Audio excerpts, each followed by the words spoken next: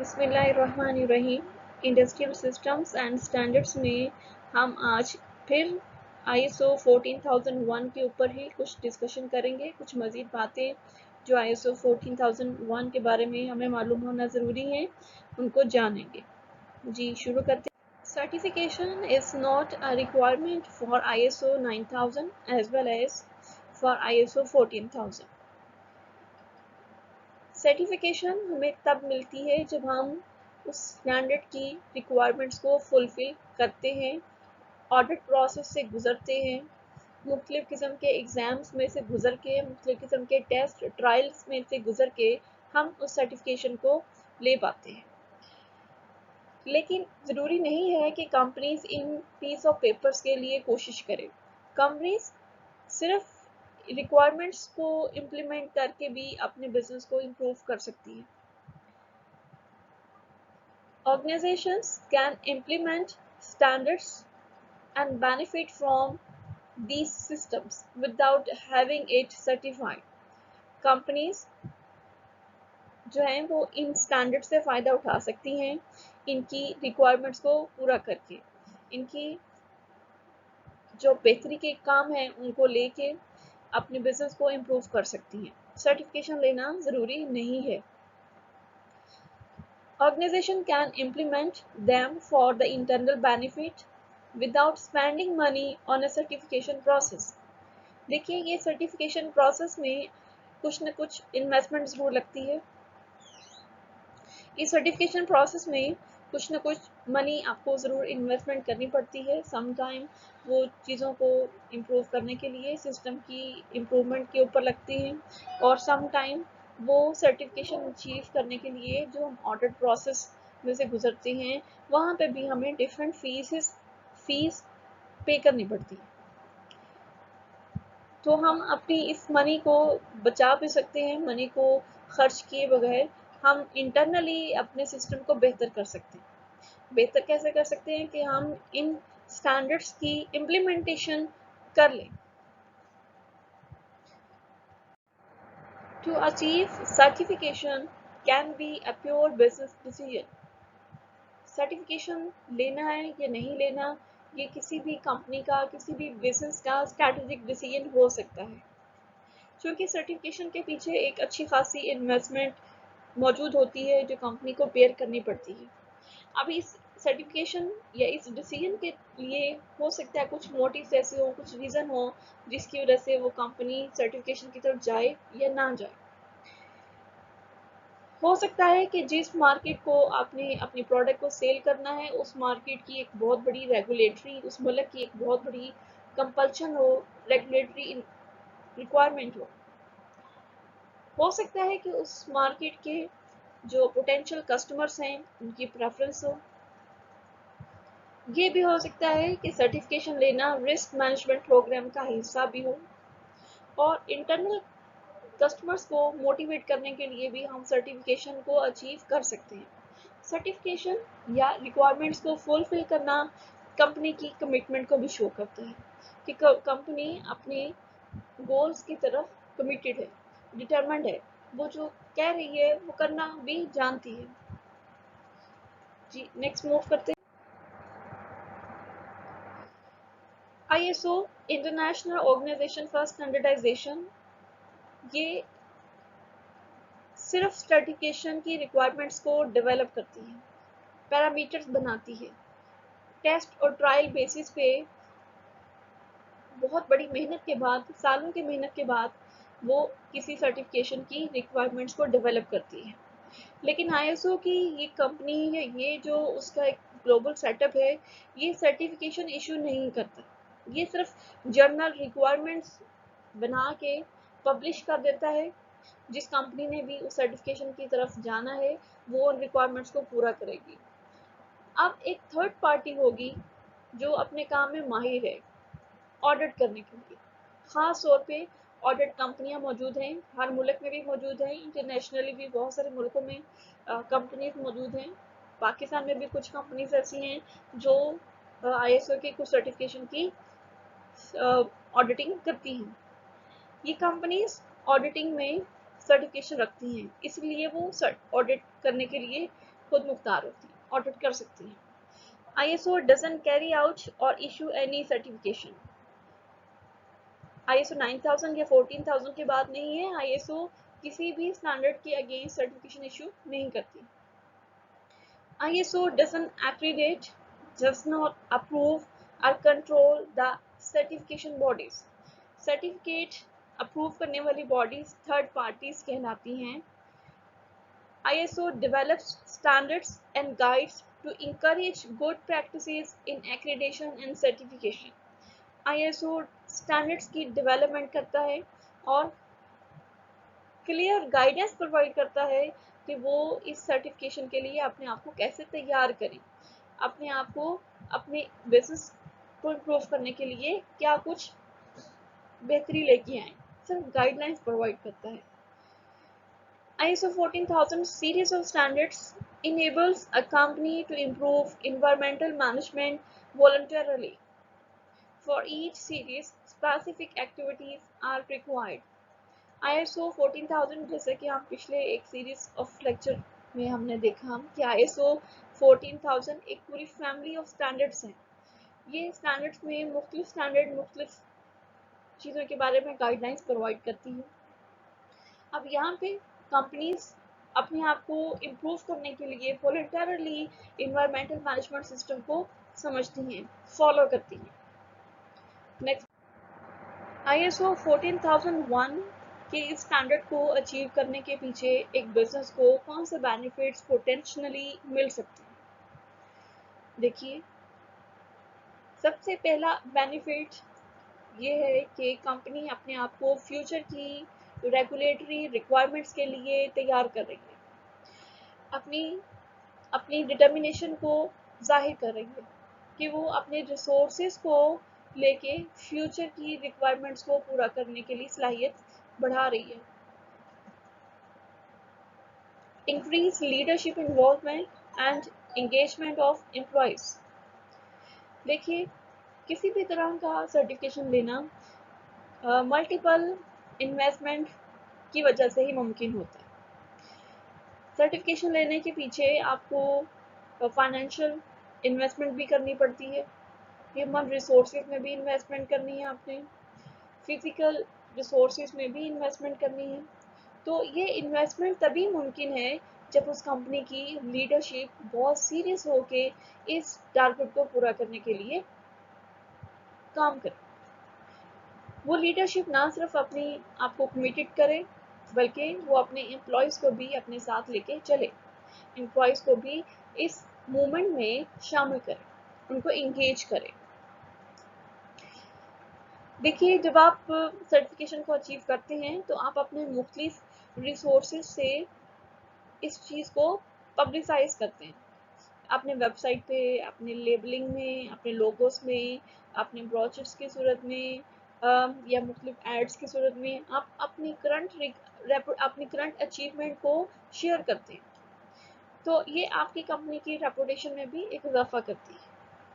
तो उस कंपनी से जुड़े जितने भी स्टेक होल्डर हैं, उनका कॉन्फिडेंस भी कंपनी की स्ट्रैटेजिक कम्युनिकेशन में बढ़ता है। वो स्टेक होल्डर भी कंपनी की रेपुटेशन से खुश होते हैं। It provides a competitive and financial advantages through improved efficiencies, reduced cost and better use of resources. देखिए, जब आप किसी भी तरह का सर्टिफिकेट अचीव करते हैं तो आप अपने बाकी सेम इंडस्ट्रीज, सेम कंपनीज के ऊपर एक कंपेटिटिव एडवांटेज क्रिएट कर लेते हैं।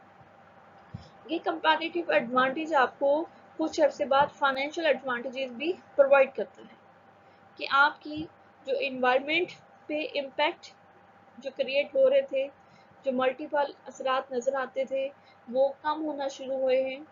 आपको लीगल इश्यूज़ का सामना कम करना पड़ेगा, आपकी बहुत सारी कॉस्ट बचेगी, आपके रिसोर्सेज आप एफिशिएंटली यूज़ करेंगे। तो ये बेनिफिट्स हैं, मल्टीपल बेनिफिट्स हैं जो ISO 14001 को लेने से आपको मिल सकते हैं। नेक्स्ट मूव करते हैं। इन्वायरमेंटल मैनेजमेंट सिस्टम जो है, इसको 3 एरियाज में डिवाइड किया गया है। मैनेजमेंट सिस्टम्स, ऑपरेशंस और environmental systems. Management system development and integration of environmental responsibilities into business planning, कि आपके जो बिजनेस प्लान्स हैं, आपके जो ऑब्जेक्टिव्स एंड टारगेट्स हैं, आप उसमें इन्वायरमेंट से रिलेटेड रिस्पॉन्सिबिलिटीज़ को भी प्लानिंग का हिस्सा बनाते हैं। ऑपरेशंस, आप जो नेचुरल रिसोर्सेज को यूज़ कर रहे हैं, जिनसे आप अपने ऑपरेशंस को कंटिन्यू कर रहे हैं, अब वो आपके लिए बहुत अहम है। वो एनर्जी रिसोर्सेज का यूज़ करना भी आपके लिए बहुत अहम है। कैसे करते हैं, क्या उसके नुकसान हो सकते हैं, क्या वो इन्वायरमेंट के लिए हेल्दी है, इन्वायरमेंट में मुख्तलिफ जो चीज़ें रिलीज़ होती हैं by air, by water, by land, क्या वो नियर बाय रिसोर्सेज के लिए नुकसानदेह तो नहीं है। आप अपने ऑपरेशंस को इस सिस्टम में देखेंगे। फिर इन्वायरमेंटल सिस्टम है, ये इन्वायरमेंटल सिस्टम जो है, ये इसमें आप मेजर करेंगे कि कितना, किस लेवल तक आपका इन्वायरमेंटल इम्पैक्ट हो रहा है आपके बिजनेस ऑपरेशंस का। आप इस नुकसान को, इस रिस्क को असेस करेंगे, इसको कम करने की कोशिश करेंगे कि आखिर आपकी एक्टिविटीज़ की मदद से आप इस हवा में जाने वाले, पानी में जाने वाले या ज़मीन को ख़राब करने वाले मटेरियल को कम से कम कर सकते हैं, या उस वेस्ट को आप बेहतर तरीके से डिस्पोज ऑफ कर सकते हैं। तो आगे मूव करते हैं हम नेक्स्ट स्लाइड की तरफ। जी, ये इन्वायरमेंटल मैनेजमेंट सिस्टम का एक मुकम्मल मॉडल है, यानी ISO सर्टिफिकेशन कैसे अचीव करना है, कि उसका एक पूरा रोड मैप है। बहुत ही आसान है।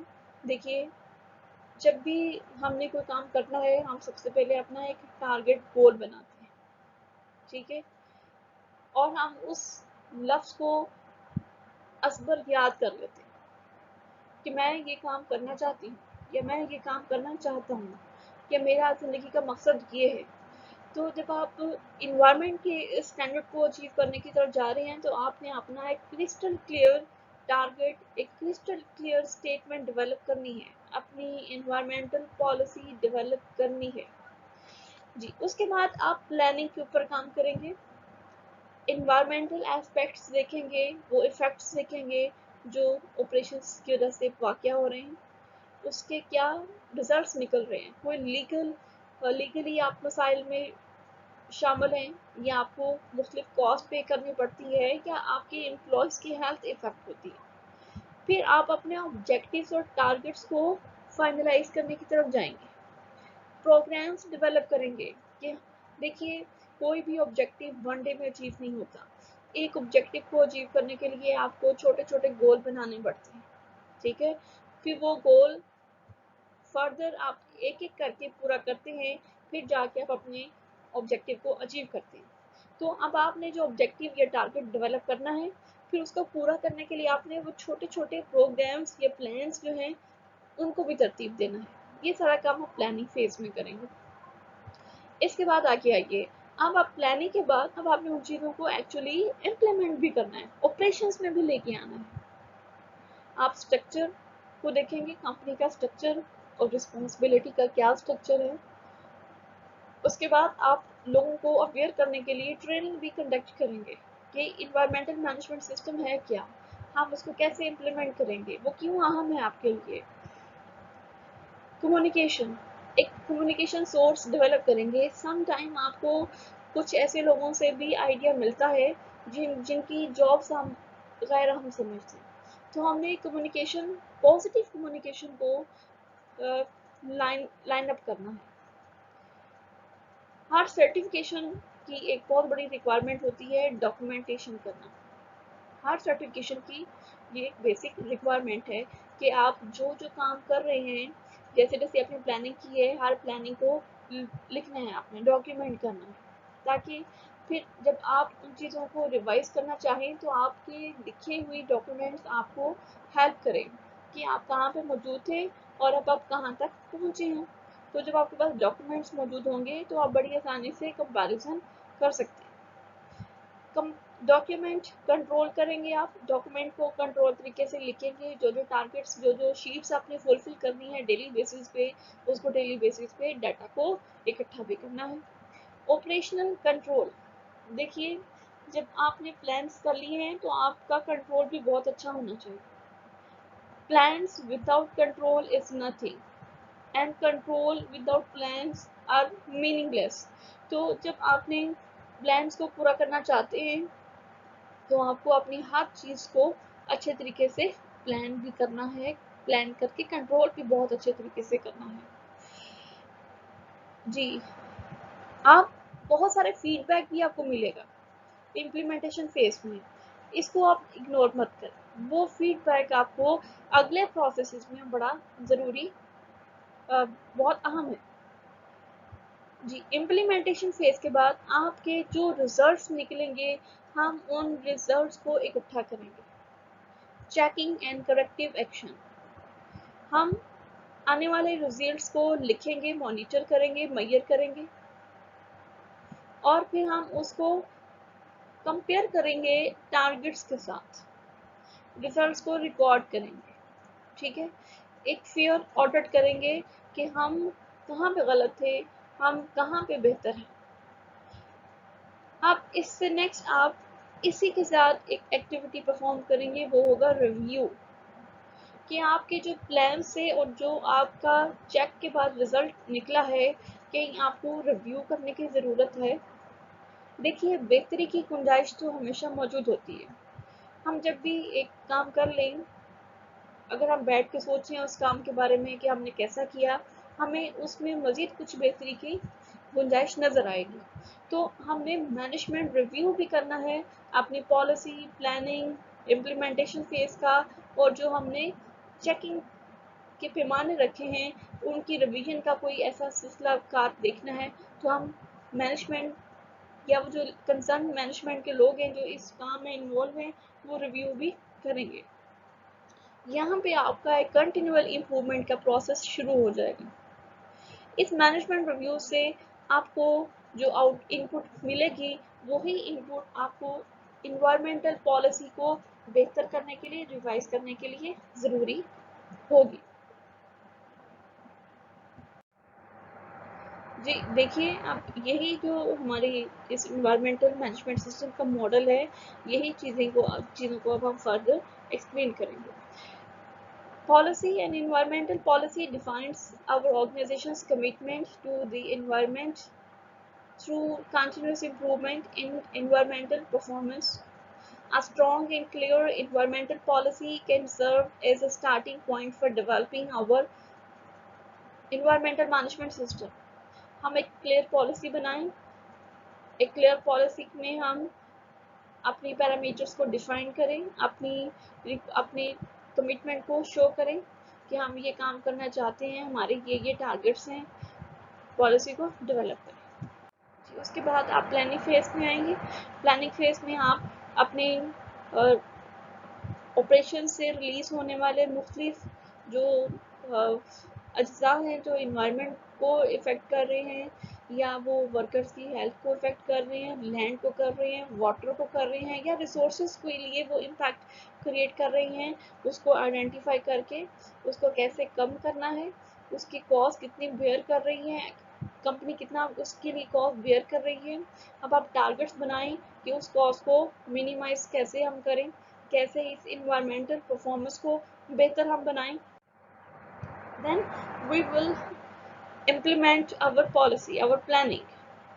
After implementation, we will check and review and further improve our environmental policy. And at the end, we will revise our policy wherever we need it. This is all about environmental management system. अगर आपके कोई भी questions हैं, आप kindly उनको किसी भी तरीके से मुझे कम्युनिकेट करें। मैं नेक्स्ट जो लेक्चर है, नेक्स्ट जो स्लाइड हम बनाएंगे, उसमें आपके क्वेश्चंस को मैं ज़रूर आंसर करने की कोशिश करूँगी। शुक्रिया, अल्लाह हाफिज़।